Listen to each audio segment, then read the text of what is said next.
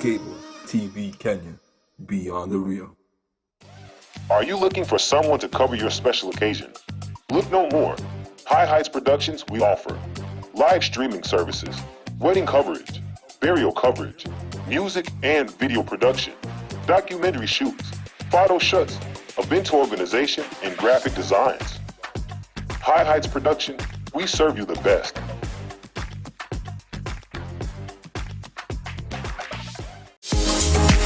Are you looking forward to have an amazing spa day? Sony Dance Barber Salon and Spa offers haircut services, pedicure, manicure services, facials, nails, braiding, weaving, dreadlock retouch, ear piercing, and makeup services. We are located at Kasarani Majimazuri Stage, Kiambu Kirigiti next to the stadium, and Thome Maroroi bypass. For more information, call us on 0715 646 358.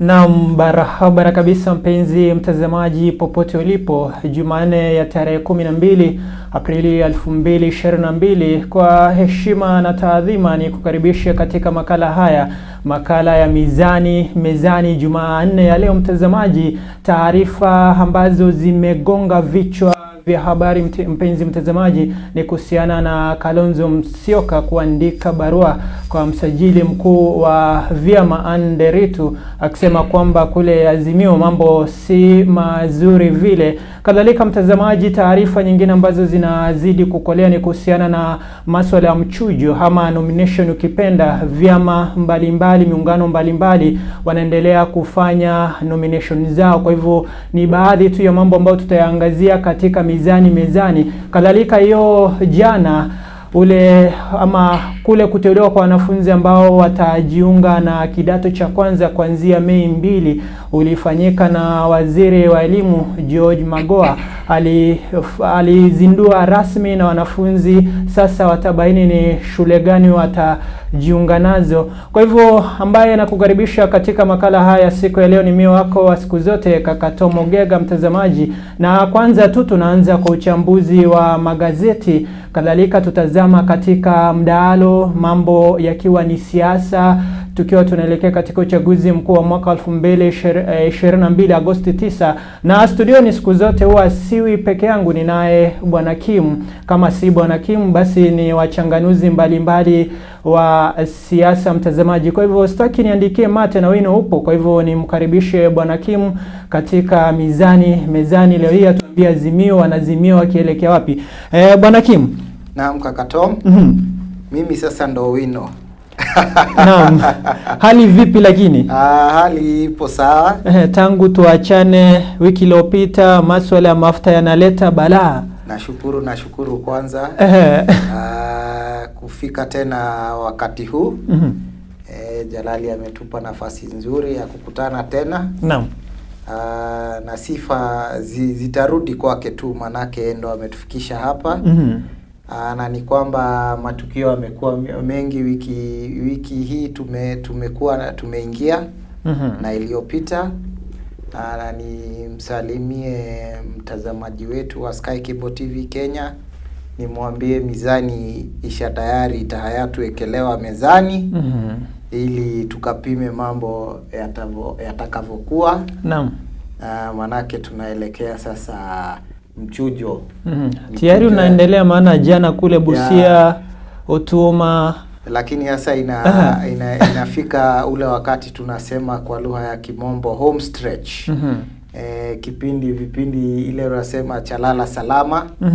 Na sasa ndo mbivu na mbichi zitabainika. Naam Kaka Tom. Nashukuru sana kufika hapa kwa Mezani. Karibu sana. Na Azimio mambo si mazuri, lakini tutayangazia baadaye, maana Kalonzo hatulii, ndio maana wanamuita tikitimaji yule watermelon.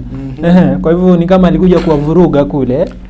Siku zote unajua Kalonzo kwanza ni mwanasheria mkuu, na pia ana mfumo wake wa siasa ni huo tu wa kutoeleweka na kutokuwa na msimamo thabiti. Naam. Yes, lakini mambo hayo tutaangazia kwa kina tutakapoingia kwenye mdahalo. Na mtazamaji, mambo mazuri zaidi ndio hivyo basi. Meli ya Mezani imekwisha noa nanga kutoka upande huu wa bahari kuelekea upande mwingine wa pili. Kwa hivyo ili kutagusana nasi, mitandao yetu ya kijamii wazi kwa ajili yako wewe. FB ni Sky Cable TV Kenya na tubo mbashara sasa hivi. IG ni @SkyCableTV Kenya na YouTube ni Sky Cable TV Kenya. Tuangalie sasa hivi, tuma maoni yako, tuambie ni nani ambaye unapendelea Azimio ameteue kama mgombea mwenza, kadhalika upande wa Kenya Kwanza. Kwa hivyo awali ya yote za kwa kuangalia taarifa kuu ambazo zimeangaziwa katika magazeti ya humu nchini, na mkononi mwangu ninalo gazeti la Daily Nation. Taarifa kuu mtazamaji ni kuhusiana na Kalonzo Rocks Raila coalition. Kwa hivyo wanasema kwamba Azimio storm Wiper chief Kalonzo Musyoka thrown another tantrum, presenting a new headache for ODM leader Raila Odinga in a letter to the registrar of political parties. The former VP's parties protesting over the Azimio coalition agreement submitted on April 9th, alleging it was altered without a consent of all parties with regard to 3 issues including the selection of a running mate. Kwa hivyo Kalonzo alikuwa anatarajia kwamba yeye mwenyewe ndo angeteuliwa kuwa mgombea mwenza wa Odinga, lakini mambo si mambo tena. Kwa hivyo taarifa hiyo tutaiangazia baadaye katika mdahalo wetu wa Mezani, lakini ukitaka kuipata kwa kina zaidi ipo katika ukurasa wa 6 wa gazeti lako la Daily Nation mtazamaji. Kadhalika taarifa nyingine ni kuhusiana na ule uteuzi wa wanafunzi ambao watajiunga na kidato cha kwanza. Taarifa inasema kwamba KCP Stars Land School of Choice amid Form 1 selection protest. Kwa hivyo Blues Mackenzie atajiunga na shule ya upili ya kitaifa ya Alliance ama Alliance High na wengine wengi ambao uteuzi umefanyika. Kwa hivyo taarifa hiyo ipo katika ukurasa wa nyuma zaidi wa gazeti la Daily Nation mtazamaji. Kwa hivyo tunaambiwa kwamba Magata Bruce Mackenzie ambaye alikuwa na alama 428 amejiunga na Alliance High. Koma Chart Bahoya Buhanzi amejiunga na Kenya High, naye Mumanyi Ashley Kerubo vile amejiunga na Kenya High. Kadhalika kunaye Mbugua Sharon Rimu amejiunga na Alliance High. Kwa hivyo taarifa hiyo kwa kina zaidi ukurasa wa nyuma zaidi wa gazeti lako la Daily Nation. Taarifa nyingine mtazamaji ni kuhusiana na political parties said to be supporting Mr. Odinga presiding bid under the Azimio la Umoja coalition. Kwa hivyo ni masuala kuhusiana na Kalonzo Musyoka. Kadhalika taarifa nyingine mtazamaji ambayo imeangaziwa katika gazeti lako la Daily Nation, unaambiwa kwamba oil marketers under probe. Kwa hivyo masuala kuhusiana na mafuta mtazamaji yapo katika ukurasa wa 8 wa gazeti la Daily Nation. Bado kuna uhaba wa mafuta nchini Kenya, ndio maana wakati mwingine hata sisi wenyewe tunachelewa kufika kazini mtazamaji. Na taarifa ya mwisho zaidi ni kuhusiana na michezo mtazamaji. Ni unaambiwa kwamba UEFA Champions League home team Real Madrid look to finish the job against holders Chelsea in second leg of UEFA Champions League quarter finals tonight. Kwa hivyo leo hii patachimbika ugani Santiago Bernabeu.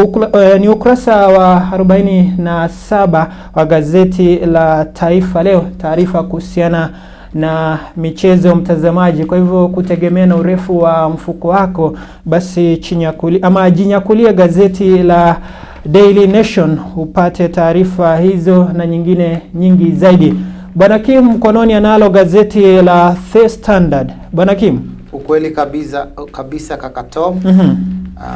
Naona nimeshika gazeti la The Standard linalochapishwa na The Standard Group. Naam. Na taarifa walioipatia inayogonga kichwa cha habari hapa ni kwamba ni taarifa ambayo inahusiana na kuchaguliwa kwa shule kwa wanafunzi ambao walimaliza mtihani wa darasa la 8. Mtihani wa darasa la 8 wakiingia form 1. Gazeti linasema form 1 big rush for national schools. Inasema joy for KCPE top performers as 38,000 join national school, but not all will be happy with the choices education ministry has made for them. Ni kuhusiana na hiyo taarifa ya kuchaguliwa kwa kidato cha kwanza cha mashule. Kuna hiyo taarifa iliyopewa, utaipata ukurasa wa 4, 6, 7 na 8. Pia kuna taarifa nyinginezo zilizo ndani ya gazeti ya The Standard. Row in Azimio as Kalonzo warns on changes in the deal. No. Ni ile taarifa tu ya Kalonzo. Pia amemwandikia Madam Dierito barua kuhusiana na mabadiliko yaliyofanywa na Azimio la umoja ama Azimio One Kenya Alliance. Kuna mabadiliko yaliyofanywa kidogo ili kuwafurahisha walio na chama ndogo. Kwa hivyo Kalonzo na wenzake wanalalamika kwa hiyo hatua iliyochukuliwa na kinara wa chama ama kiongozi wa Azimio la umoja Raila Odinga. Naam. Pia naona kuna taarifa zingine tu zimepewa kipao mbele. Taarifa hiyo utaipata katika ukurasa wa 14 ndani ya gazeti la The Standard. Pia kuna taarifa iliyopewa iliyogonga kichwa cha habari hapa, ni taarifa ya kusema kwamba kuna wanawake 8 ambao wanataka kiti cha wakilishi wanawake cha Murang'a, ambao wanaotaka kumrithi Sabina Chege. Naam. Ni 8. Hiyo ni taarifa pia iliyoko ndani ya gazeti la The Standard. Utaipata taarifa hiyo katika ukurasa wa 22. Pia kuna ile taarifa ya mafuta fuel shortage bite ahead of price pre-review. No. Ni kwamba bado ile shida ya mafuta ipo Kenya. Licha ya sisi kuambiwa mafuta yapo, yameingia lita milioni 100 hivi. Bado ile shida iko, lakini kuna ule mvutano kati ya serikali na wale oil marketers. Taarifa hiyo utaipata katika ukurasa wa 40. Hiyo ni taarifa ya biashara. No. Pia kimataifa wameangazia taarifa nyingine, wanasema pale nchi ya Somalia kuna ukame mkubwa sana na watoto 350,000 wako katika hatari ya kufa njaa. Taarifa hiyo wanasema Somalia drought, 350,000 children at risk of dying. Hiyo ni taarifa ya kimataifa, utaipata pale ukurasa wa 42 ndani ya gazeti la The Standard.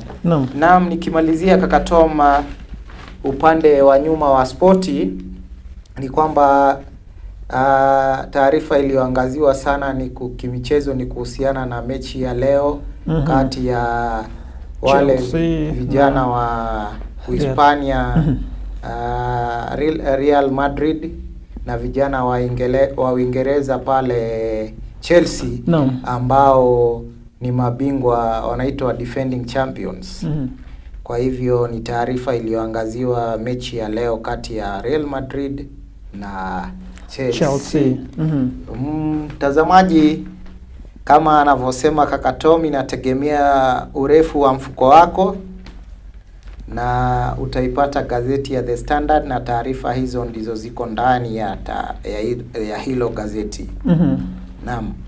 Kwa hiyo mtazamaji, hayo na mengine mengi yapo katika magazeti yako ya siku ya leo, si Daily Nation, si Standard. Kwa hivyo taarifa kwa ambayo inagonga vichwa vya habari ni kuhusiana na barua ambayo ameandika Kalonzo Musyoka kwa msajili mkuu wa vyama wa nchini Nderitu, akisema kwamba Azimio si kwema tena. Kwa hivyo mtazamaji, leo hii kumbuka kwamba mdahalo wetu tunaangazia patashika ya michucho vyamani. Kwa hivyo tuma maoni yako ukituambia umeitazama hiyo michujo na umeona ni kipi kinaendelea kutokea.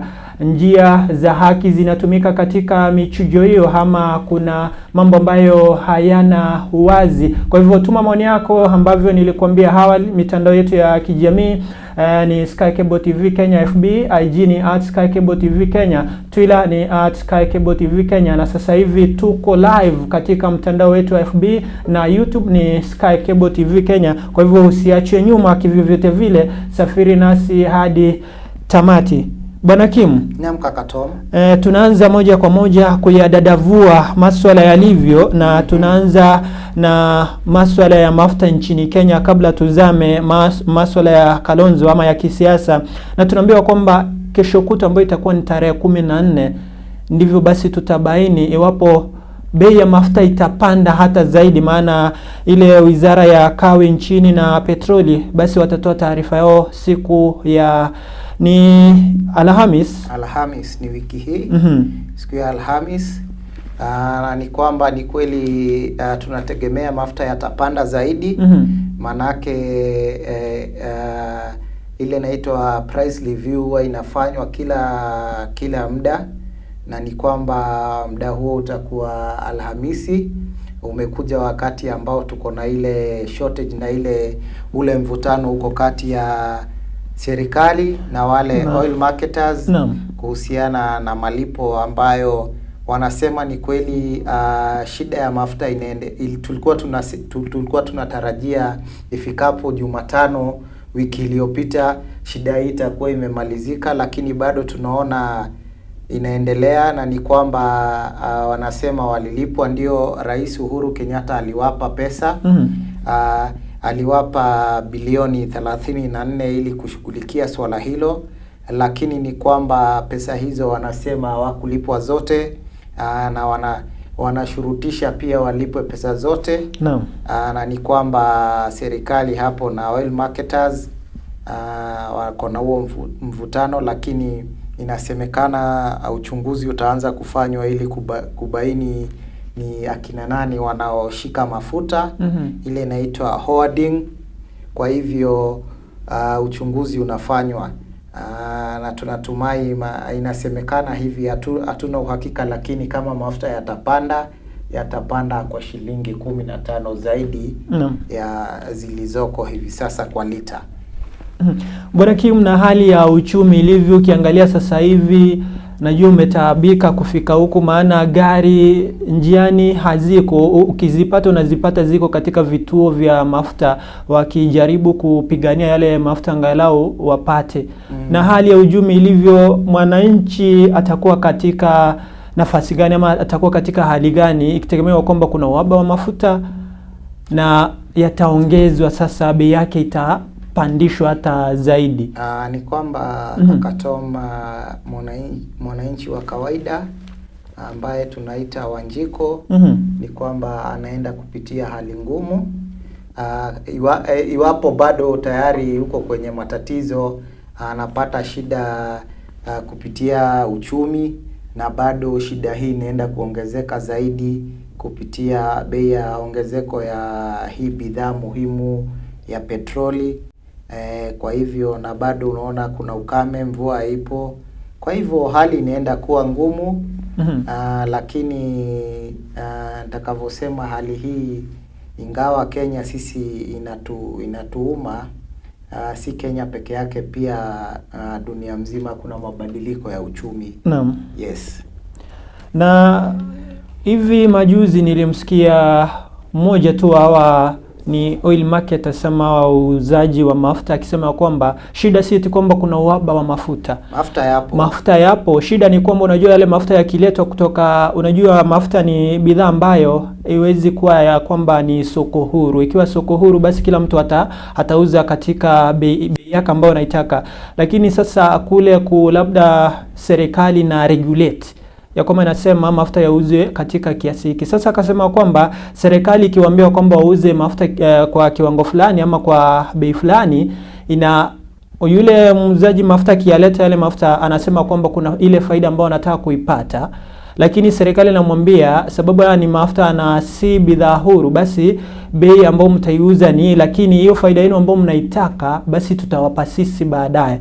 Lakini unapata hadi wakati huu hao wauzaji wa mafuta hiyo faida yao ambao walikuwa wanaitaka kutoka kwa serikali hawajaipata. Ndio maana unapata wakati mwingine wanayaficha yale mafuta ama wanayashikilia, hawataki wauze tena, ili yani hadi serikali iwape zile fedha ambazo waliahidiana. Hiyo ndo shida. Na unaona serikali imekosea wapi? Maana ni ahadi ambayo ilitoka hao wauzaji wa mafuta.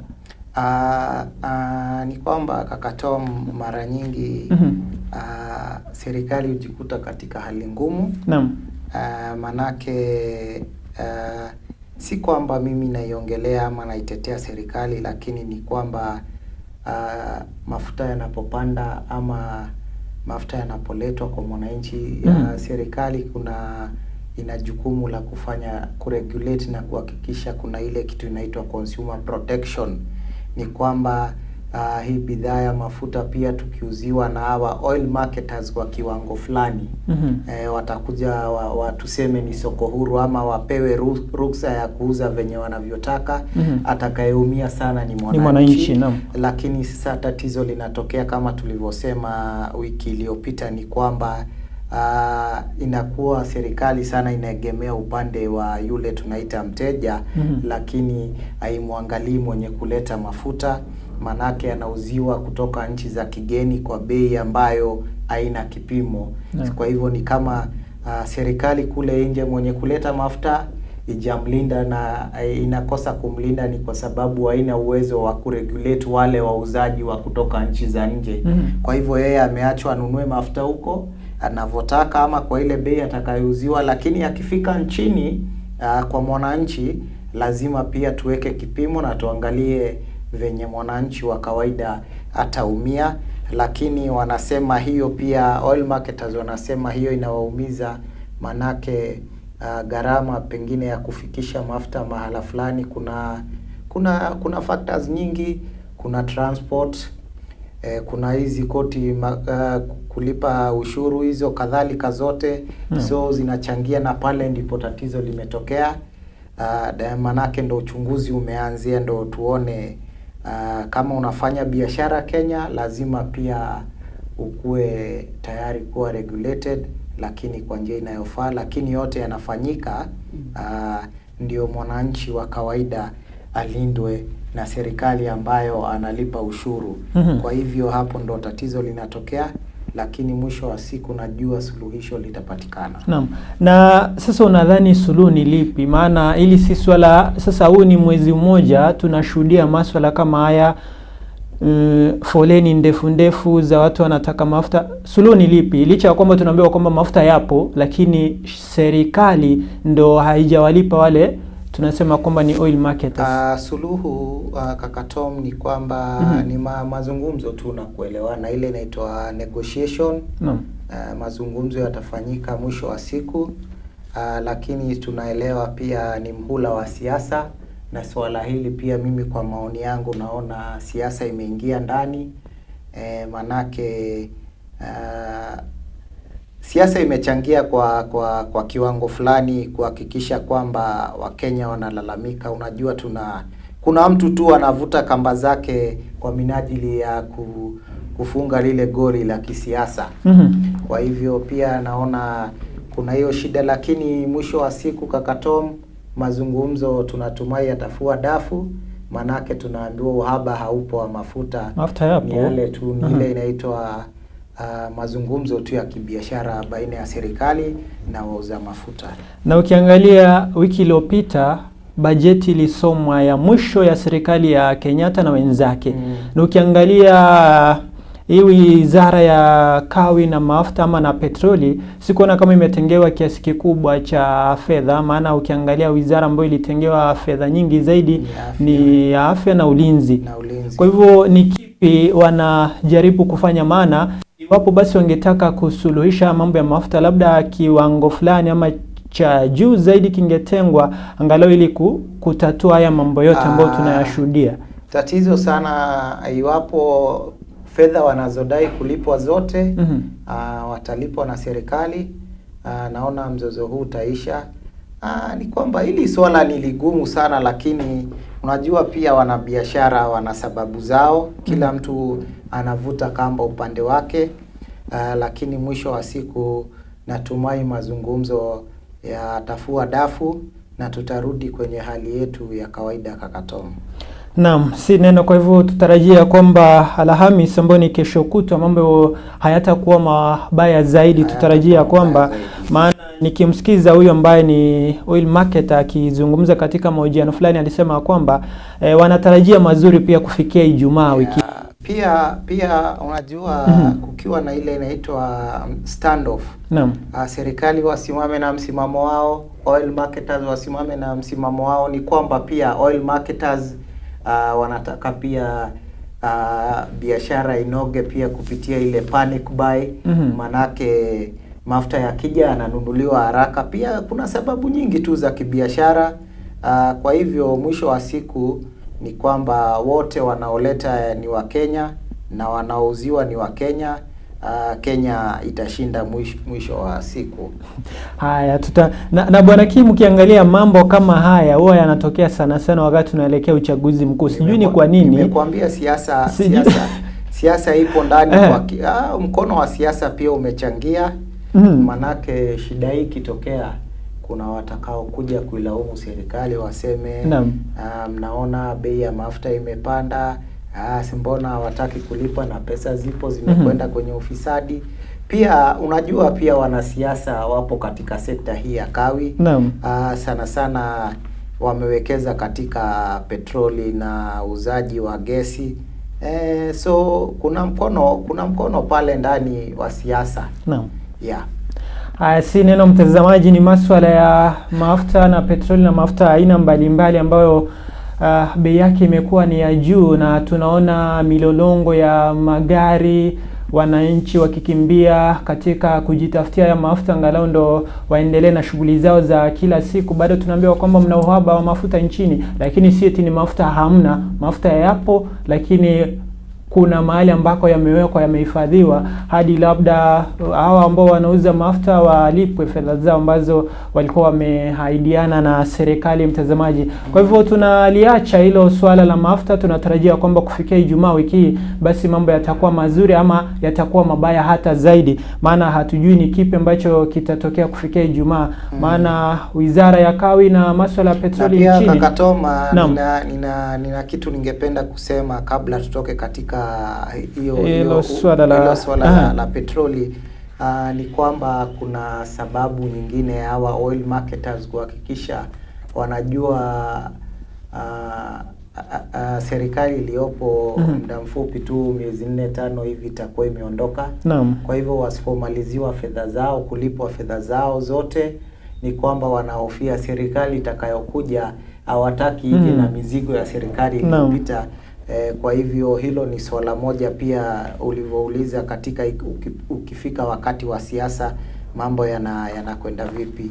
Kwa hivyo pia oil marketers wanahofia serikali itakayokuja isiingie na madeni ya serikali iliyopita. Kwa hivyo hilo pia ni swala lingine, ndo manake wako na ile standoff. Tungekuwa ni katika muda wa kawaida ni kwamba wangelegeza kamba, lakini kwa sasa wanataka wamalizane na serikali ndo wakiingia kwa serikali ya Odinga ama ya Ruto wakuwe wako sawa, hataki mizigo ya serikali iliyopita. Hilo swala la petroli nadhani tumelijadilia. Na mtazamaji, na kwa hilo swala la mafuta basi linatufikisha ama linatuhitimishia sehemu ya kwanza ya makala Mezani. Sehemu ya pili itakuwa ni masuala ya siasa, mchujo na mambo ya mgombea mwenza na mambo ya Kalonzo ya kuandika waraka kwa msajili mkuu wa vyama nchini. Kwa hivyo kumbuka ya kwamba ni Sky Cable TV Kenya, zidi kuangusha jumbe zako katika mitandao yote ya kijamii, FB Sky Cable TV Kenya, IG ni Sky Cable TV Kenya, Twitter @Sky Cable TV Kenya, YouTube ni Sky Cable TV Kenya. Basi rusha jumbe zako ukituambia uchumi unakunasa ukiwa wapi na masuala ya mchujo yanakupeleka vipi. Kwa hiyo tunakwenda zetu mapumzikoni kwa muda mfupi zaidi, tunarejea muda si muda, usikwende mbali. Mezani tunazama, tutazuka baada ya muda mfupi zaidi. Salia ulipo.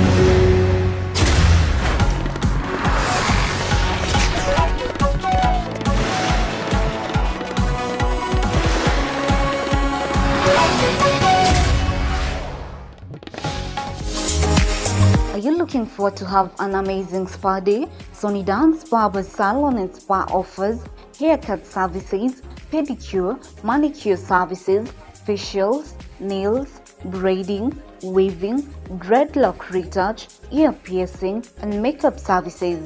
We are located at Kasarani Majimazuri Stage, Kiambu Kirigiti next to the stadium, and Thome Maroroi bypass.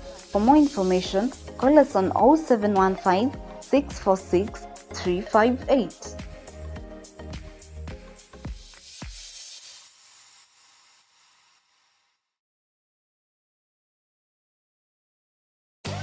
Are you looking for someone to cover your special occasion? Look no more. High Heights Productions we offer live streaming services, wedding coverage, burial coverage, music and video production, documentary shoots, photo shoots, event organization, and graphic designs. High Heights Production, we serve you the best.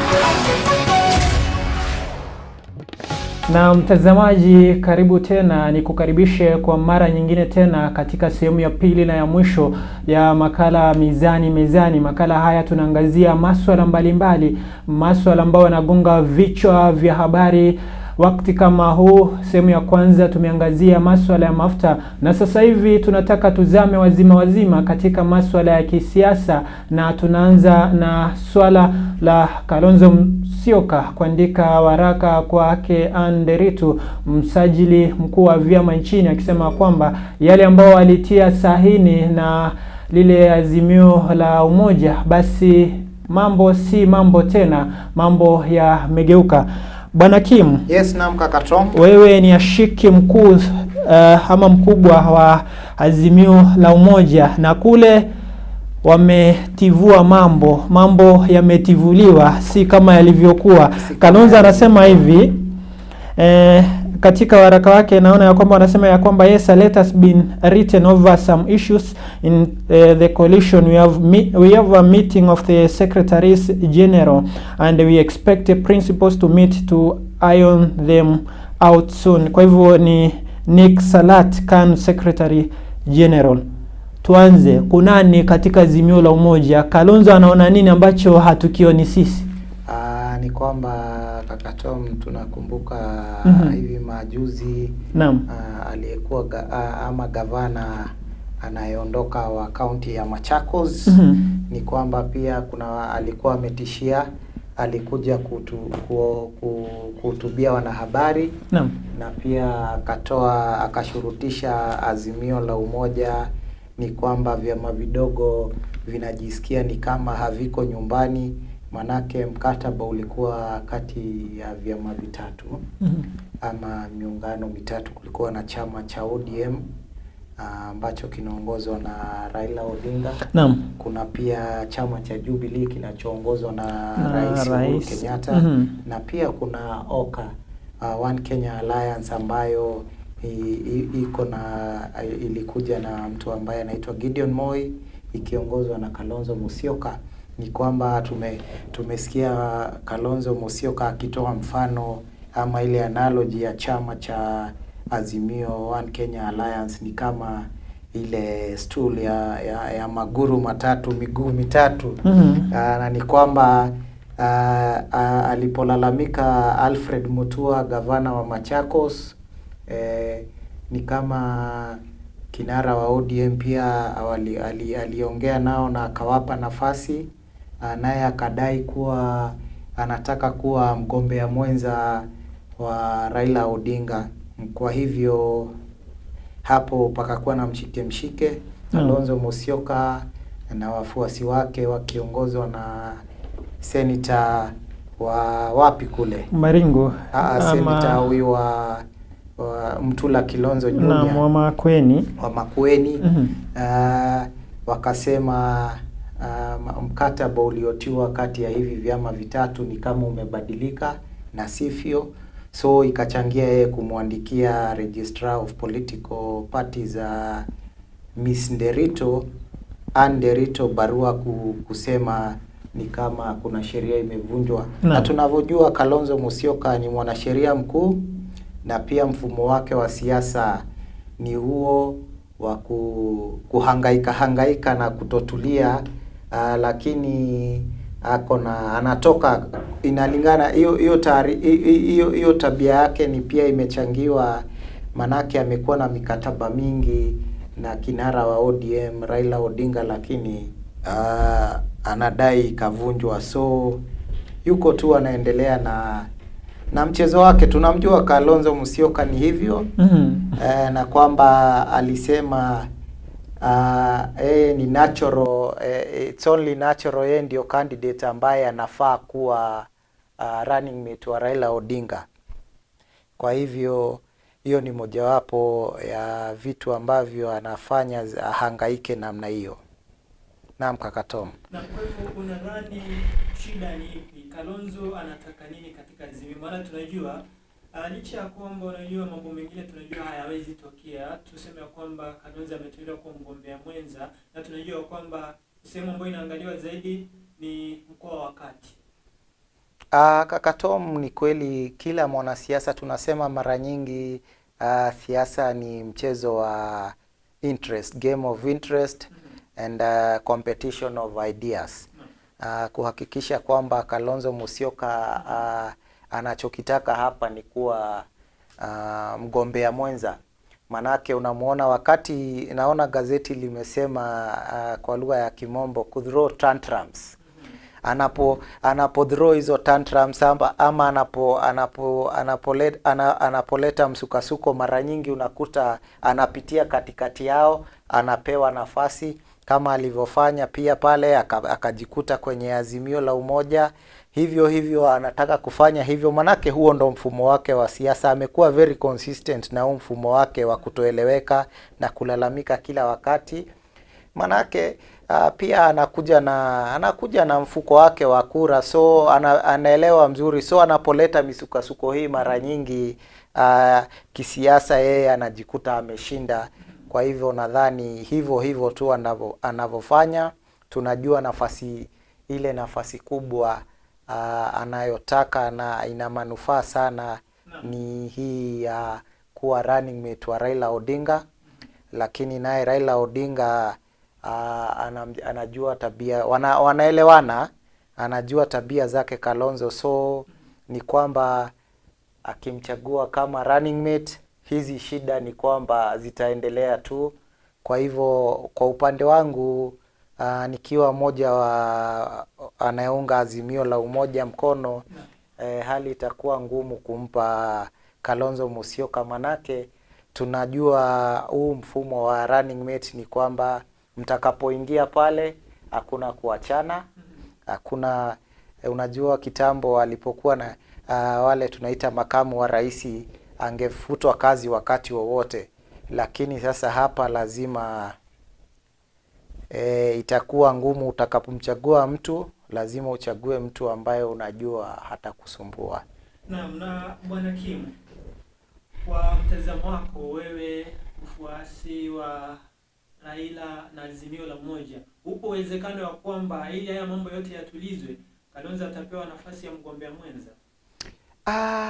Hapa kuna tatizo kubwa sana kati ya hii miungano miwili ambayo inaongoza, muungano wa Kenya Kwanza na muungano wa Azimio la Umoja.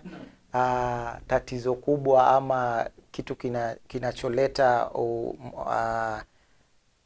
hali iwe ngumu ni kumchagua atakayekuwa naibu wa rais, na ni wiki mbili tu zilizobaki. Manake kulingana na IEBC ifikapo tarehe 28 mwezi huu lazima uwe ukipeleka makaratasi yako kama mgombea wa urais ama governor, lazima uwe na mgombea mwenza pamoja. So kuna hiyo hali ya mshike. Kwa hivyo ni ngumu sana. Kwa hivyo ni kwamba ile sehemu inayoangaziwa sana, ile sehemu inaonekana ile tunaweza sema swing vote kwa sasa ni mkoa wa Kati ambayo ni Mount Kenya. Kwa hivyo inasemekana kwamba upato mkubwa unapigiwa atakayemchagua tu naibu wa rais kutoka eneo la Kati. Ni kwamba nafasi yanayo kubwa. Kwa hivyo ni kama pia One Kenya Alliance wanangoja, Kenya Kwanza wanangoja wamuone Odinga atafanya vipi, naye Odinga anawangoja. Kwa hivyo hapo patakuwa pagumu sana. Wanapimana.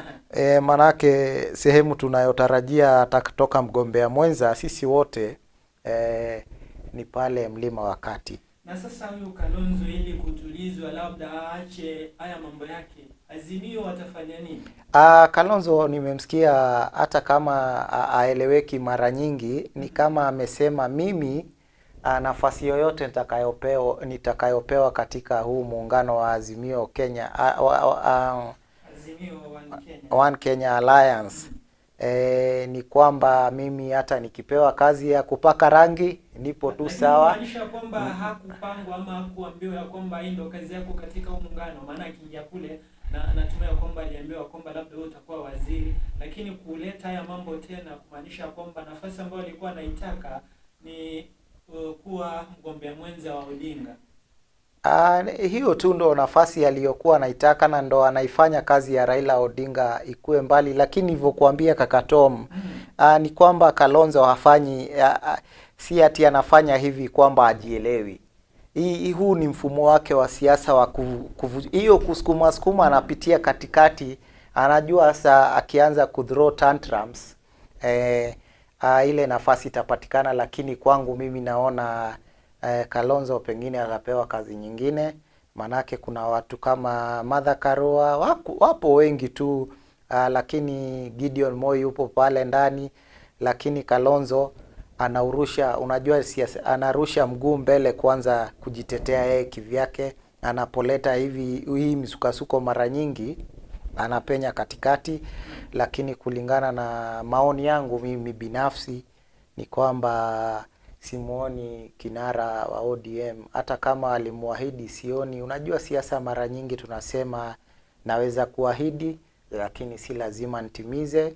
Kwanza tusuluhishe hili swala lipo hapa mbele yetu, hayo mengine tutayafanya baadaye. Lakini kwanza ingia katika muungano huu, manake sasa Kalonzo hawezi kwenda peke yake, hawezi kwenda Kenya Kwanza. Uwezekano upo wanaweza kwenda kule. Lakini sasa itakuwa ngumu sana.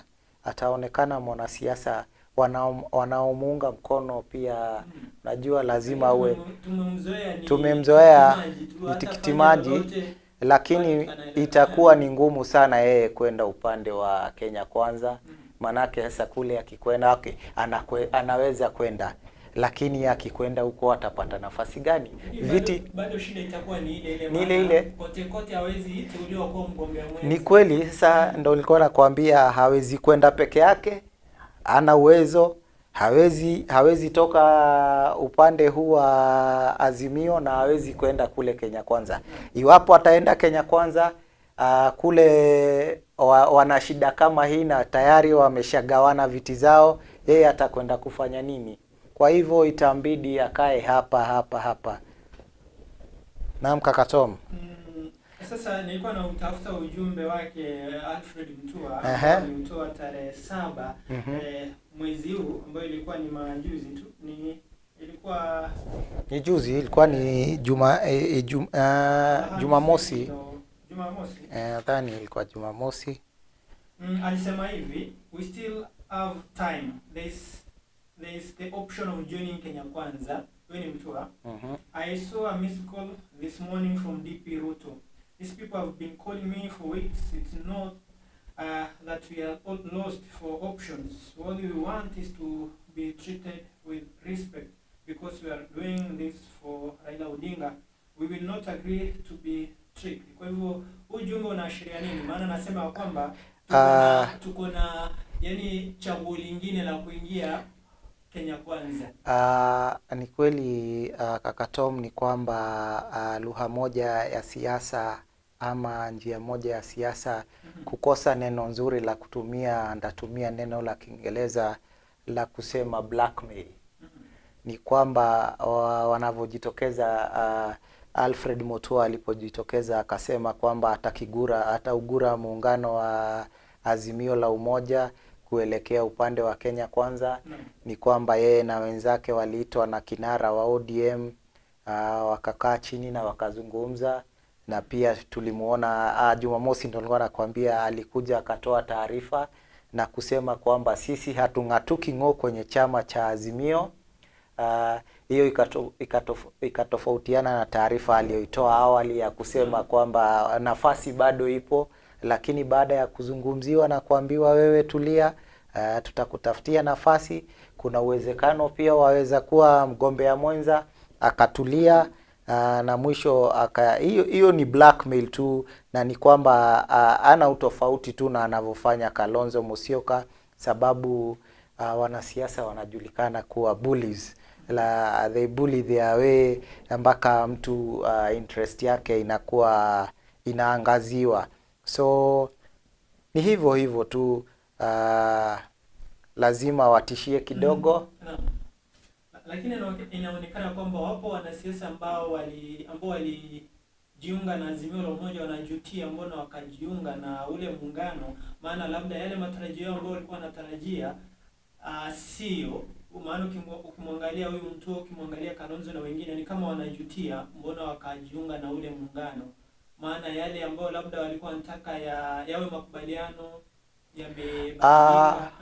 Wapo wanasiasa ambao walikaa kwanza pale tunasema kwenye fence, ama wakangoja kwanza mambo ya vyama hii miungano farasi hawa wawili, hii muungano wa Azimio na muungano wa Kenya Kwanza akina Justin Muturi, akina Mutua, akina Kalonzo Musyoka walikaa kando kidogo, wakangoja muungano utengenezwe. Pia wamekuja kuleta matatizo, manake wamechelewa, wakakuta nafasi, na kuna wenye walikuta pale ndani ambao wanasema sisi umetukuta hapa, hiki chama tumekuunda ama tumekuwa kwenye huu muungano, kwa hivyo hamwezi kuja pia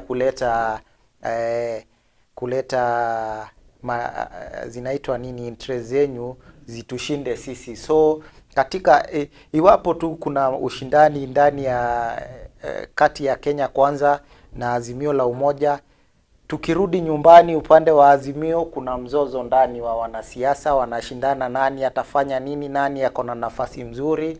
So ni siasa tu, ni michezo ya siasa, na mwisho wa siku atakayeamua ni Raila Odinga na Daktari William Ruto. Na siku hizi wanasema kwamba hata kulikuwa na kichwa, kwa kifupi tu tukiangazia hilo swala ndio tuingie katika mchujo tukimalizia.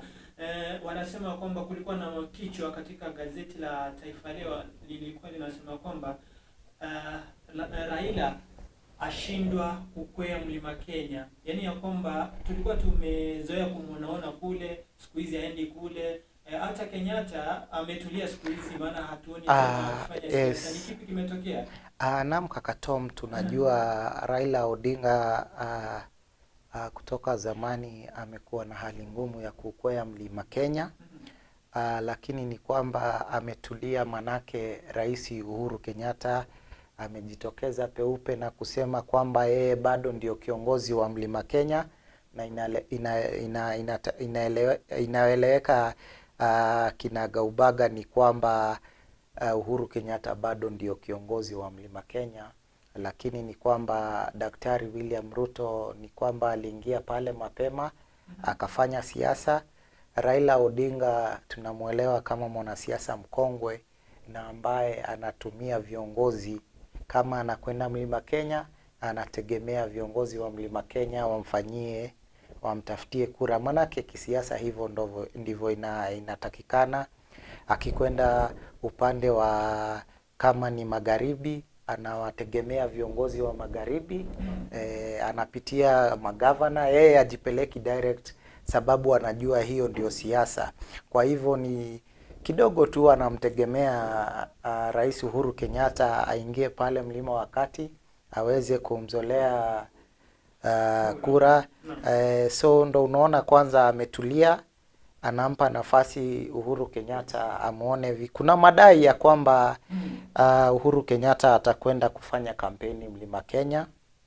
Ni habari ambayo ijadhibitishwa, lakini ni kwamba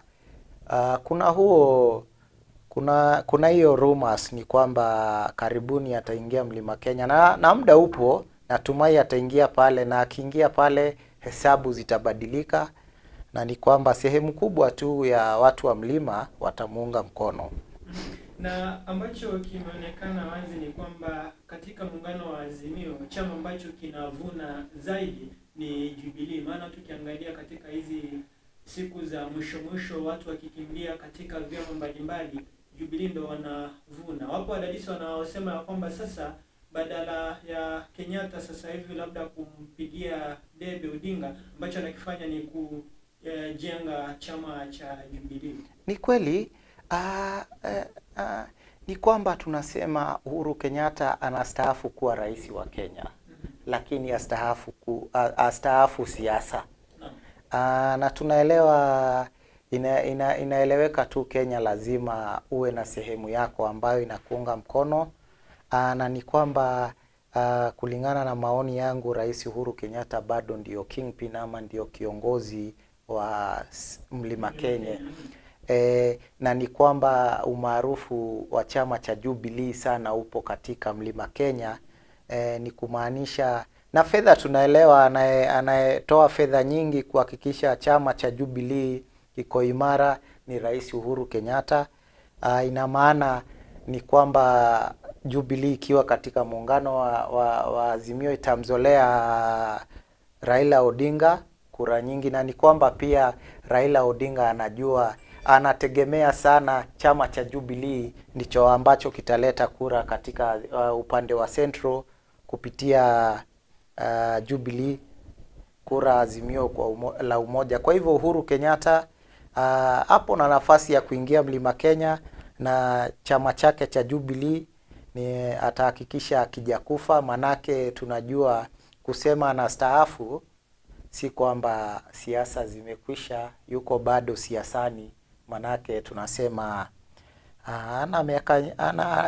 si mzee sana wa kwenda kustaafu kama mzee Kibaki.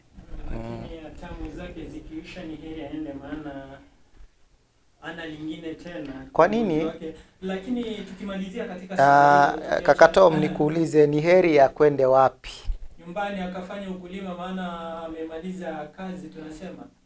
Huo ni uamuzi wake mwenyewe, manake mwisho wa siku tunataka afanye kama ambavyo Obama alifanya. Alimaliza tamu zake na hatujaimuona katika siasa. Obama hakumfanyia Biden. Kaka Tom, nawe Obama kwanza, Obama si mfano mzuri wa kutupa, manake Obama alikuwa katika mstari wa mbele siasa kuhakikisha rais aliye mamlakani Joe Biden amekipata kile timu. Mbona si kwa papara kama ambavyo tunaona Wakenya alikwenda kwenye mikutano akahakikisha alikwenda kwenye mikutano akahakikisha kwamba amempigia debe Joe Biden. Majuzi tulimuona pale akifanya akimake fun ni kwamba akimuita rais wa Marekani aliyoko sasa anamuita vice makamu wa rais wake. Lakini yeye hapo anataka uongozi tena, maana ambavyo Kenyatta anaelekea ni kama anataka tena kurudi katika uongozi, maana hajatosheka rasmi ya kwamba ataondoka. Ndio maana anashikilia Jubilee sana. Lakini hayo tuyaache. Hatutayaacha hivyo, lazima unajua ukimguza rais Kenyatta na chama cha Jubilee ama Azimio la Umoja, lazima nitakuwa na tatizo na wewe. Ni kusema kwamba Rais Uhuru Kenyatta kitu cha kwanza ni mwana siasa. Tunajua Rais Uhuru Kenyatta alipokwenda shule, amekwenda shule kusomea siasa na uchumi, ama ile tunaita economics. Sasa iweje kama atastaafu kuwa rais? Na tunaelewa mahali popote duniani siasa lazima uwe once a politician always a politician. Pia mtu kama Kibaki kilichomfanya kwende kustaafu ni miaka. Manake walo uwanjani sasa ni vijana, amekuwa kwenye siasa muda mrefu, amechoka akili, anataka kwenda kutulia, ametimiza lengo lake la kuwa rais, amefanyia wananchi kazi. Kwa hivyo pia miaka, unajua miaka inavyosonga ni kwamba utaki matatizo mengi, lakini Rais Uhuru Kenyatta bado ana muda na ana ile energy ya kufanya siasa. Kwa hivyo si lazima awe rais, lakini lazima atakuwa na ile tunasema interest katika siasa, manake ni mwanasiasa. Mnavomwambia aende nyumbani na shangaa, hiyo ni uamuzi wake mwenyewe. Akiamua nitakwenda kupumzika, akiamua kuendelea na siasa, yuko huru tu kuendelea na siasa, manake alizaliwa mwanasiasa, amekuwa mwanasiasa. Mnavomwambia kwende akapumzike, kwa nini? Si neno umekuwa msemaji wake, lakini si neno. Maana iwapo amemaliza miula yake miwili, basi hana lingine, ni kwenda nyumbani iwapo hana tamaa ya uongozi tena. Kwa hiyo mtazamaji, hilo swala tunalizika, Bwana Kim ataliendeleza na upande mwingine.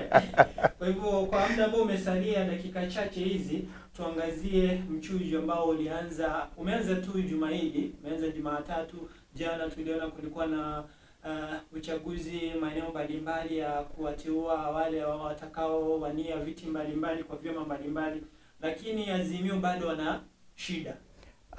Bado niliona kule Nyanza, sijui ilikuwa ni Homa Bay, watu wakizungumza kwenye kamera wakisema kwamba tunampenda Raila lakini aachane na mambo ya nomination. Hatutaki aje atuambia kwamba eti wamezungumza wanampa huyu moja kwa moja. Walisema. Kwa hivyo samahani sana mtazamaji, utatuia radhi, maana sauti kama hizo ungezipata hapa, lakini kuna itilafu kidogo. Lakini Bwana Kim, ni kipi bado ambacho kinafanyika katika Azimio la Umoja tukiingia katika haya masuala ya mchujo? Si swala, shida hii haipo kwenye Azimio peke yake. Lakini Azimio ndio inaathirika zaidi. Lakini Azimio inaathirika zaidi, manake ndio ilianza party primaries na mchujo. Ni kwamba hizi shida zilikuwa zinatarajiwa na si shida unique, ni shida zinakuwaga wakati wowote tunaingia kwenye nominations. Kuhakikisha kwamba mara nyingi kama nilivyosema wiki iliyopita, ni kwamba pia swala la fedha huangaziwa sana, na pia swala la umaarufu. Sasa unapoona wakilalamika pale Nyanza, manake pia tunaangalia mtu ambaye amekuwa, hawezi kuwa unachangia kwenye chama muda mrefu, umekuwa pale, umekufa na chama, alafu mtu mwingine tu ameingia majuzi anakuja anataka mwende nominations. Unajua ni heri anataka mwende nominations, ili hali sisi kama chama tumefanya uchunguzi tukabaini kwamba atakayeshinda ni huyu ama tunayemtaka ni huyu, kulingana na venye amekuwa loyal kwa chama. So hizi vitu mara nyingi tunaonaga tu ni muhimu to spare the agony ile ya kusema we go twende hii shida yote, lakini sehemu zingine hatuwezi fanya hivyo. Lazima tuhakikishe tumekwenda nominations. Kama Nairobi, tunajua kuna tatizo ambao ukiingia upande wa ODM, wale wamempa timu Wanyonyi, yeye ndo wanaonekana atapewa tiketi ya ODM. Upande wa Azimio, upande wa Jubilee kuna tatizo, manake kuna wagombea wenza. Juzi amejitokeza aliyekuwa naibu wa Sonko ambaye ni Igathe Polycarp, amejitosa kwenye ugavana. Pia kuna mwanabiashara Ngatia, na nani mwingine huyu, wapo tu na Kagore ule kuna mama ambaye anaitwa Kagore. Ni kwamba wale na wote ni watu ambao wana upato mkubwa wa kupata hicho kiti. Ni kwamba nominations itafanyika, atachaguliwa, lakini pia watashindana na wengine ndani ya Azimio la Umoja kama timu Wanyonyi. Kuna chama cha Wiper pia, nasikia watampa mtu fulani. So ni kwamba hili swala la nomination si swala rahisi. Lazima kidogo, mara nyingi hesabu zinafanywa, si lazima tu twende mchujo, manake pia tukienda mchujo matokeo yaweza kuwa yale tu tulikuwa tunatarajia. Wapo wananchi wenyewe wanajitokeza kwenye vyombo vya habari, wanataka kwamba tunataka tuende mchujo. Wananchi wenyewe wale ambao wanaojitokeza Kaka Tom ni wanasiasa ama wananchi ambao wametumwa na wanasiasa. Hivyo wale ambao tuliwaona wametumwa. Tunaelewa sana swala hili la nomination, ama watu hawatokagi wengi sana kama uchaguzi mkuu. Manake watu wanajuaga hawatoki wengi kupiga kura, na wanaotoka kupiga kura ni wanachama, ni delegates. Kwa hivyo tuliona watu kwa wingi wapo, lakini unajua wanasiasa pia wanajua kufanya kitu kinaitwa mobilization, kuhakikisha watu wamekuja wamepiga makelele pale kwenye kamera. Kwa hivyo utadhani ni Nyanza mzima, lakini kidogo utakuta tu wanasiasa, manake kila mtu ana interest zake, lakini pia chama ina interest na inajua who is best suited. Manake kama ulijiunga na chama, terms and conditions lazima zi-apply, na kama kinara amesema wewe hakutaki, mbona ukae pale? Kwa hivyo bwana Kim, muda wetu umeisha, lakini kwa kifupi tu labda tutamalizia swala la Sonko tukimaliza. Kwa kifupi, unaona ni mbinu zipi zitumike angalau kusuluhisha hayo mambo? Napata ya kwamba chama kinampa tiketi ya moja kwa moja mgombea fulani, wananchi wanalalamika. Unaona ni mbinu zipi zitumike? Mambo ni mawili tu, mbinu ni mbili. Ni aidha hiyo ya kumpatia tiketi moja kwa moja, ama twende nominations. Hizo zote unakuta chama cha ODM kinafanya hivyo, chama cha Jubilee unakuta kinafanya hivyo. Hata Kenya Kwanza kumekuwa na mazungumzo, kama juzi nilimuona naibu wa rais Daktari William Ruto akiwaunganisha Margaret Wanjiru na Johnson Sakaja na Omanga na ule Karen Nyamu. Ni kwamba lazima mazungumzo yawe, ndo manake tukisema tutashindana wote, mpinzani wetu ana nafasi kubwa sana ya kutupiku iwapo hatutajadiliana. Tuseme twende nomination, tutumie fedha nyingi, alafu baadaye tukute tumeshindwa na ule mgombea wa mlengo mwingine. Kwa hivyo suluhisho tu ni mbili, aidha tupeane direct nominations, hiyo inakubaliwa, na pia twende nominations mahali tunaona ni kwamba tumetafuta opinion tukaona ana nafasi.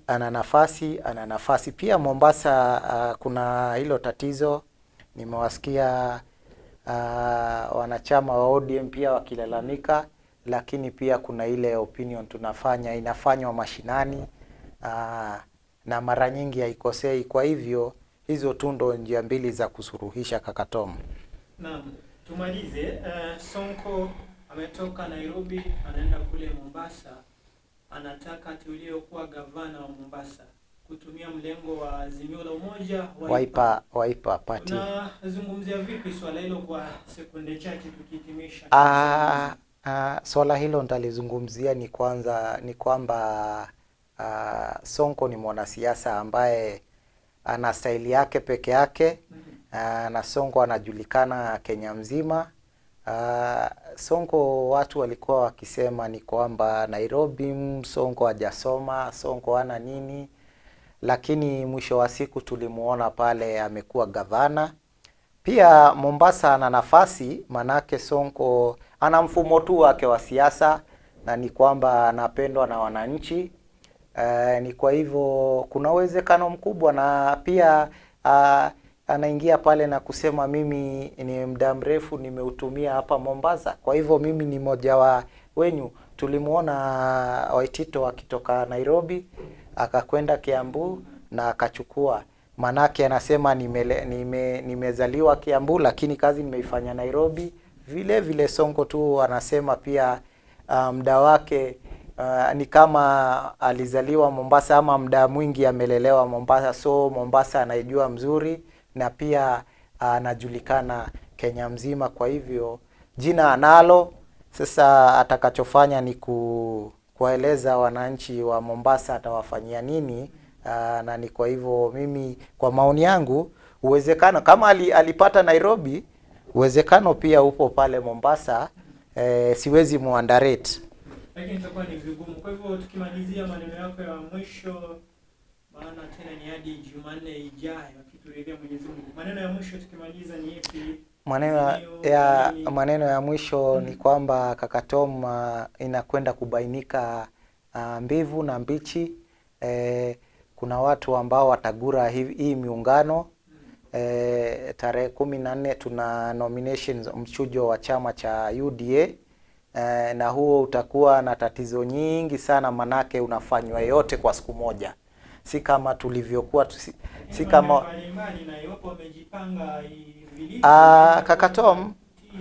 Kaka Tom kama haisimamiwi na tume ya uchaguzi nchini kwa siku moja, ni ile tunaita chaos. Machafuko lazima yatakuwa, na ni kwamba chama cha UDA kina wafuasi wengi na kina wagombea wengi sana kwa kila kiti. Kwa hivyo matatizo, Kaka Tom, sitaki kuwa nabii wa mabaya, prophet of doom, lakini tutaliona, lakini tutakuwa na wewe hapa na tutaongea tu uone matatizo yanakwenda kutokea tu pale. Si dua ni ile inaitwa fact. Kuna yani hatuwezi, hilo lazima litakuwa tukose kuwa na dua, tuwe na dua, lakini mwisho wa siku yatakayotokea kutakuwa na ile inaitwa mfurugano. Watu wanakwenda kukanyagana, wengine wanakwenda kulia, wengine wanaenda kugura. Hiyo na kuhakikishia 110% ni kwamba kutakuwa na matatizo, whether napiga dua ama sipigi dua, lakini litakwenda kutokea. Upande wa Azimio pia kumekuwa na msukasuko na unaenda pia kuwa, manake interest nilikupa sekunde chache useme yako ya mwisho, lakini umeingia mwanasiasa. Sijui unaenda kufanya Unajua siwezi, lazima ni hizo ndo tunakwenda kuangalia sana, manake zitafanywa kwa siku moja zote. Singeenda bila kuambia mambo hayatakuwa kama tunavyotarajia. Lazima kutakuwa na tatizo, manake nomination haikuagi kazi rahisi. Kwa hivyo hayo ndio maneno yako ya mwisho. Yes. Wewe sasa umetumia muda wako vibaya. Nimeutumia mzuri Kaka Tom. Muda wako vibaya. Unajua labda wewe ulikuwa unataka niseme kingine lakini nikasema hicho, lakini kwangu mimi naona nimeutumia vizuri tena zaidi kuwashurutisha ama kuwaambia wafuasi wa chama cha UDA ama Kenya Kwanza Alliance, matatizo yakitokea Azimio kuna nafasi kubwa sana mje. Kwa hivyo tunawatarajia kwa wingi wiki ijayo. Sijui kama bado tupo hewani, maana muda wetu ulikusha kitambo, lakini unaambiwa kwamba mbio za sakafuni huishia ukingoni. Na kufikia hapo, mtazamaji, tunalikunja jamvi la Mezani wiki hii hadi wiki ama juma lijalo, akituridhia Mwenyezi Mungu. Yote ambayo Kimo ameyasema kuhusiana na mchujo wa UDA tutayaangazia, tutajua kwamba iwapo kutakuwa na mchafuko ama mambo yote, kwa hivyo tutalibaini juma lijalo. Shukrani za dhati kwako mtazamaji kwa kufuatilia makala yetu ya siku ya leo, na shukrani jazila kwa mwelekezi wetu Fiz kwa kutuongoza kwa njia safi zaidi. Kwa hivyo mie Kaka Tom na kuaga hadi juma lijalo, akituridhia Mwenyezi Mungu. Na kumbuka kwamba siku zote siasa si nanga, siasa ni tanga. Kwa hivyo fanya siasa kwa njia ya ustaarabu, tuache ubishi, tupendane, maana sisi sote ni wa Kenya. Mimi na Bwana Kim tunahitimisha, kuonana majaliwa. Kwaheri. Tunakwenda kupata breakfast.